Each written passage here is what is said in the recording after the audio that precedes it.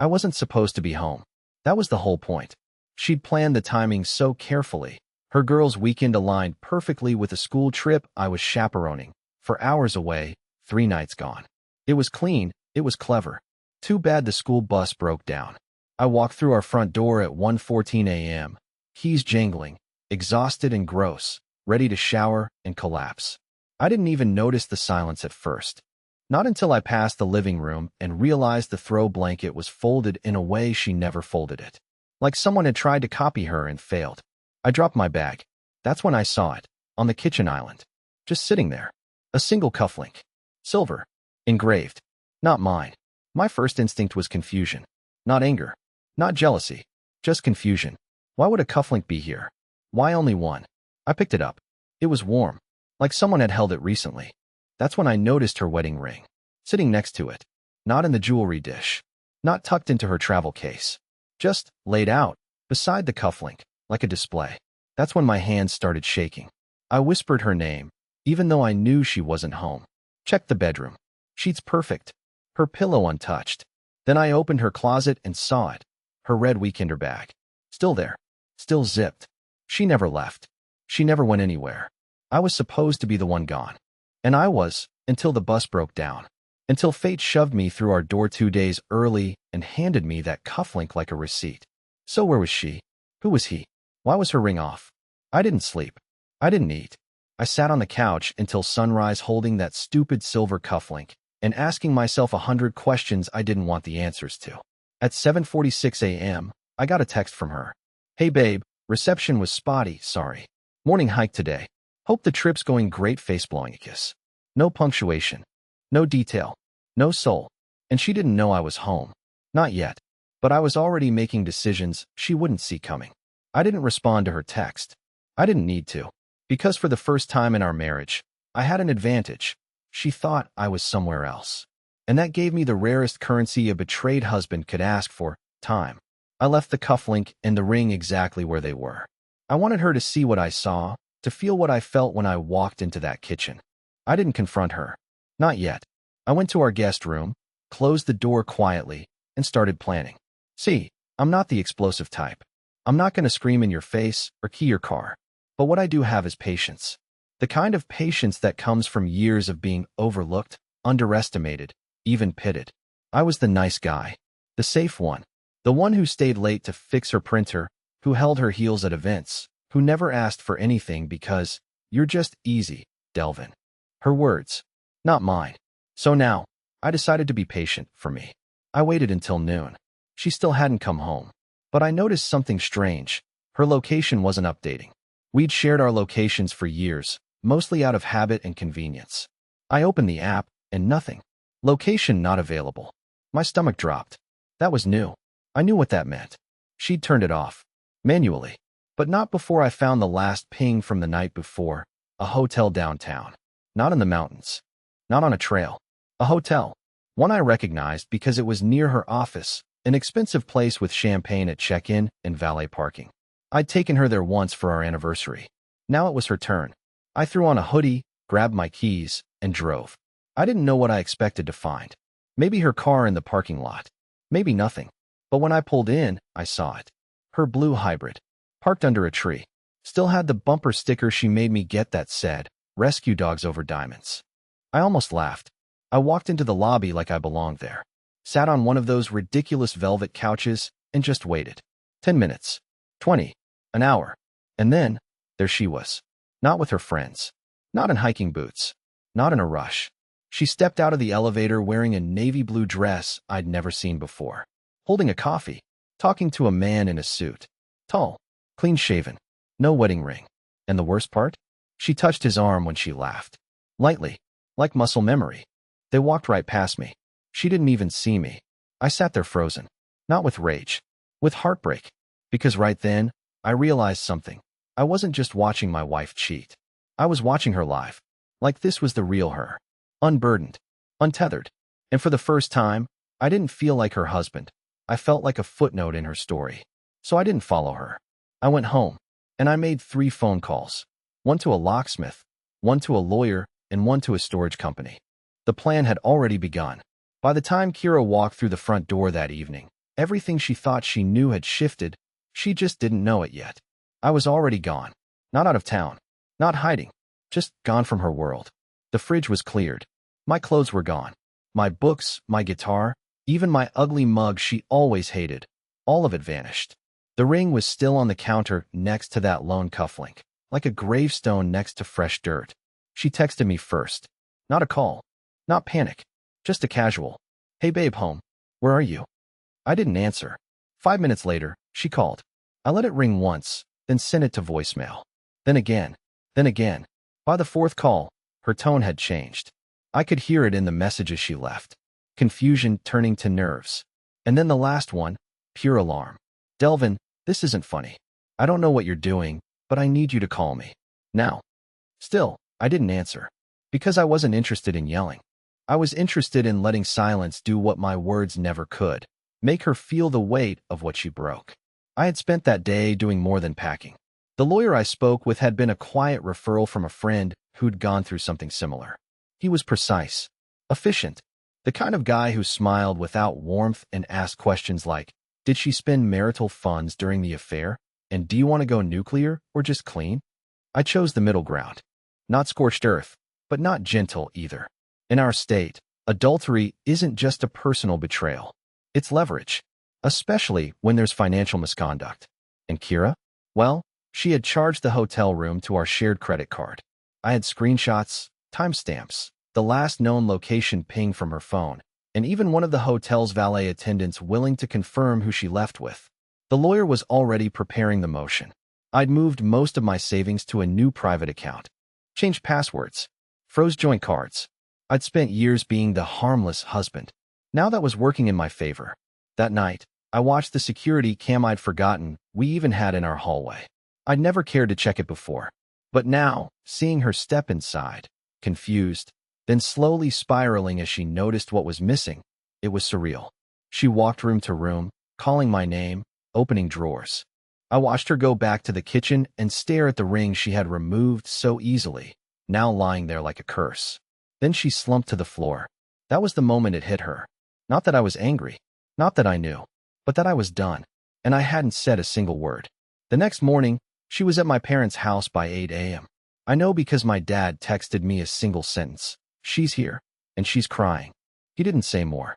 He didn't need to. My parents had always liked Kira, defended her when I vented, said she was just driven, a bit fiery, a career woman. But that morning, my dad didn't invite her in. He told her I wasn't there, which was true. I was already 5 hours away, staring at a small lake outside a rental cabin I'd found online at 2 in the morning while she was sleeping beside someone else. She kept calling. 10 missed calls by noon. Then 20. Then texts. So many texts. Delvin, please just talk to me. I don't know what you think you saw, but this isn't fair.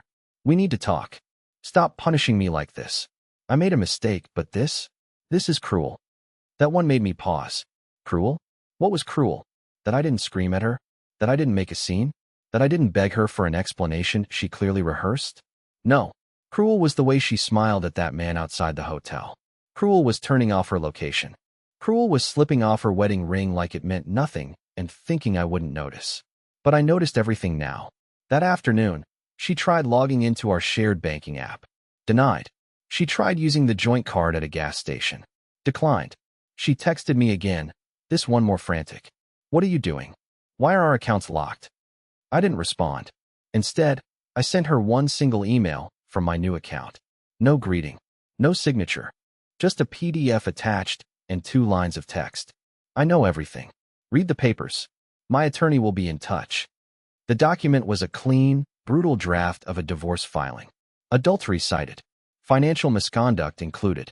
I had signed it the night before with a shaking hand. It was real. This wasn't some bluff. This was a man finally waking up from years of denial.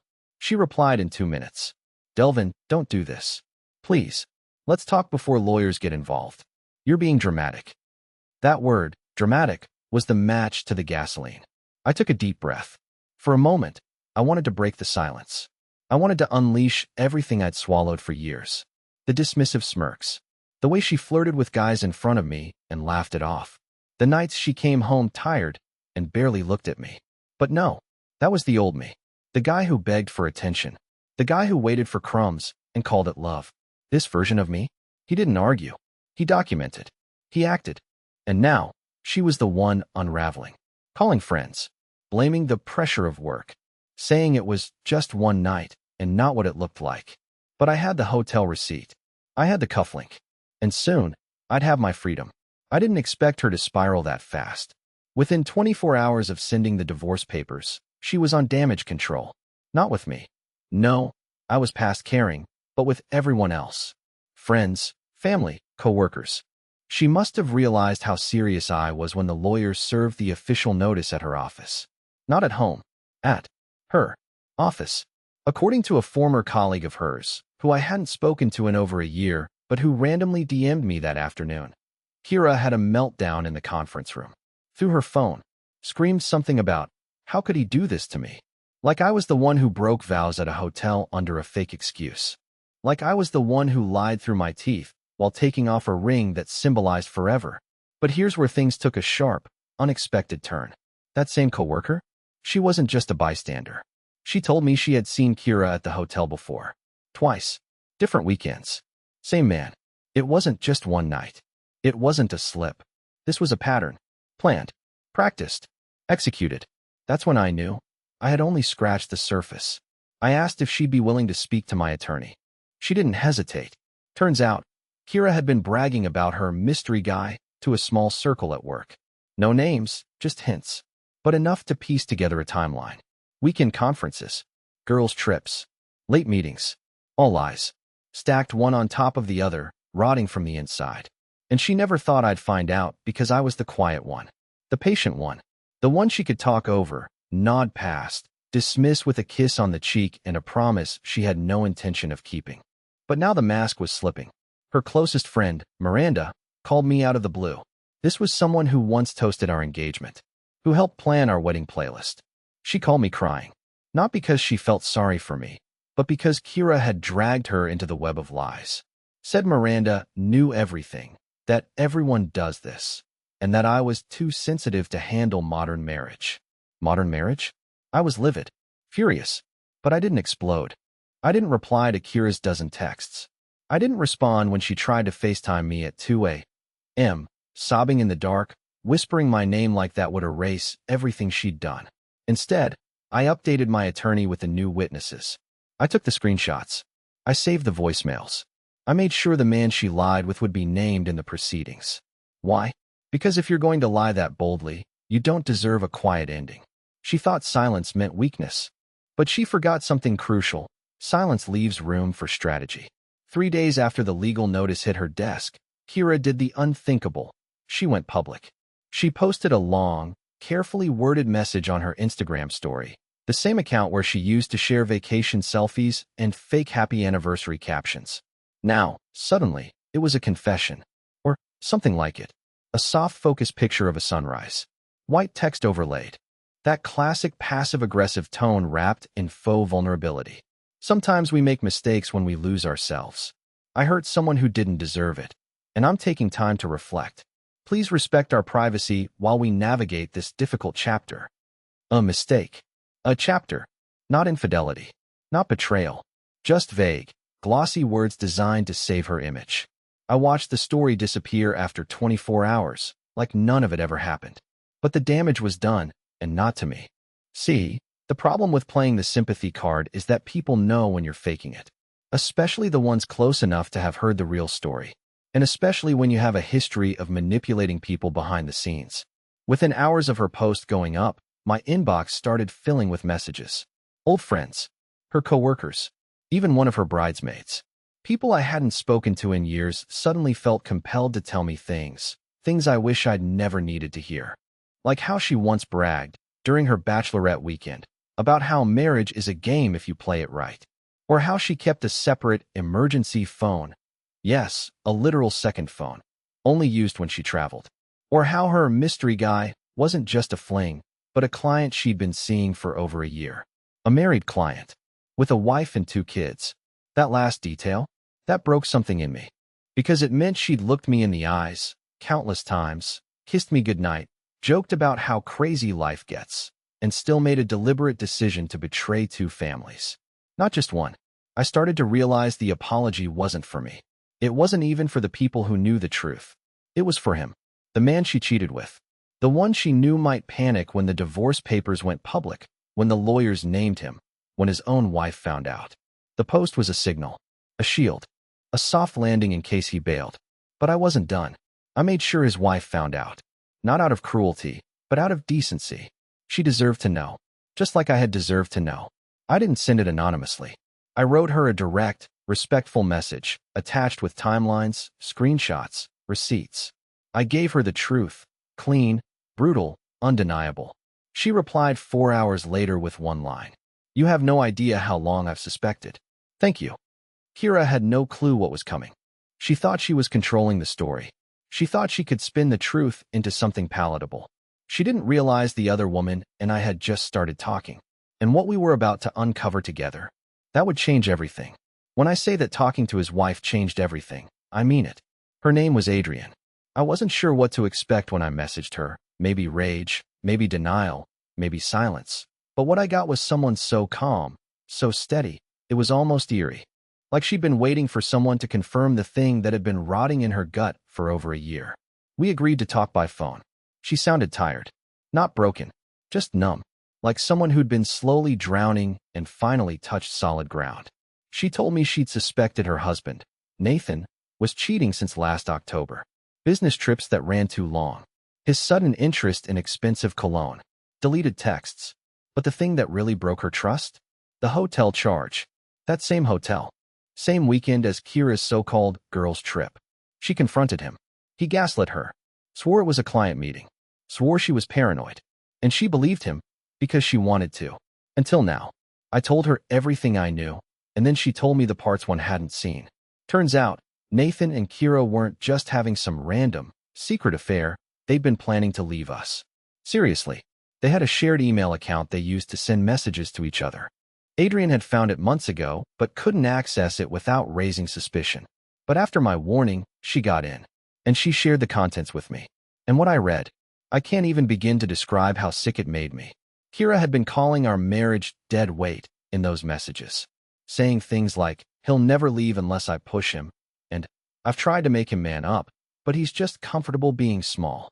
I read those words over and over until my eyes blurred. Small? I'd spent years folding my own wants to fit her vision of success. I supported her when she went full-time with her business.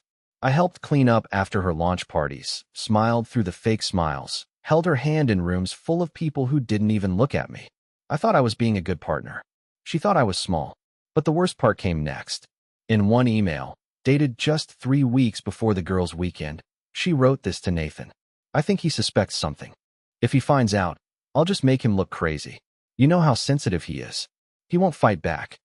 That line cracked something open in me. She didn't just cheat, she planned the fallout. She anticipated my silence and intended to use it against me. Like I was some obstacle to move around on her way to a better life. Except she miscalculated one thing. I wasn't going to stay silent anymore. I sent the email straight to my lawyer. Adrian did the same. Our attorneys got in touch. What started as 2 broken marriages suddenly became something else. Coordinated, legal precision. Because now, it wasn't just infidelity. It was conspiracy. Documented. Intentionally deceptive. And both courts would see it. Kira had thought she could slip away clean. She had no idea we'd found each other. No idea we were building something stronger from the ruins of her lies. And soon, she'd find out just how far the truth could reach. Kira didn't know the court hearing had been moved up. She showed up late, wearing that same cold confidence I'd seen in her fake apology post. Like she still thought this would be a slap on the wrist, a scolding, and then a settlement. But Adrian and I came prepared. Separate cases, same courtroom. 2 betrayed spouses sitting side by side, calmly watching our exes squirm under oath. Her lawyer laid out the timeline like a slow, surgical incision. The shared email account, the financial records, the overnight stays billed as client meetings. My lawyer followed it with screenshots, testimony, and a quiet bombshell. The hotel's own surveillance footage, provided voluntarily. Kira didn't speak once. She didn't look at me. Not when the evidence played. Not when the judge asked questions she couldn't answer. And definitely not when the ruling came down. Her attempts to twist the narrative, her PR-style damage control, meant nothing now. She lost. No alimony. No division of my business earnings, which I'd separated legally years ago under her advice, ironically. The joint account she once used for luxury dinners and weekend rendezvous, frozen and reassigned. And the house. Mine. The court gave her 30 days to vacate. Outside the courthouse, Adrian and I stood quietly under gray skies that somehow felt brighter than anything I'd seen in weeks. No champagne. No high fives. Just peace. Heavy but clean. She turned to me and said, "You know, I thought I'd feel broken after all this. But I actually feel free." And I realized I did too. It wasn't just about getting revenge. It wasn't about hurting Kira the way she hurt me. It was about reclaiming the life I had slowly lost while trying to make a broken woman whole. It was about finding clarity in betrayal. Over the next few months, things began to shift. I moved to a smaller place, bought myself a beat-up piano off Craigslist, got a new dog, rescue, like the sticker used to say, but this time it was mine. No shared ownership, no compromises. Adrian and I stayed in touch. Nothing romantic, just two people who went through hell and climbed out the other side. Occasionally, we'd meet for coffee and laugh, genuinely laugh, about how blind we'd been. And Kira? She tried reaching out once. A 2-line email. "You didn't have to destroy me. I loved you in my own way." I never responded. Because in the end, walking away with my dignity, my sanity, and a clean conscience wasn't destruction. It was survival. It was freedom. And for the first time in a long, long while, I was finally proud of the quiet man she once called small. Turns out, she just couldn't see the strength in silence. But I could.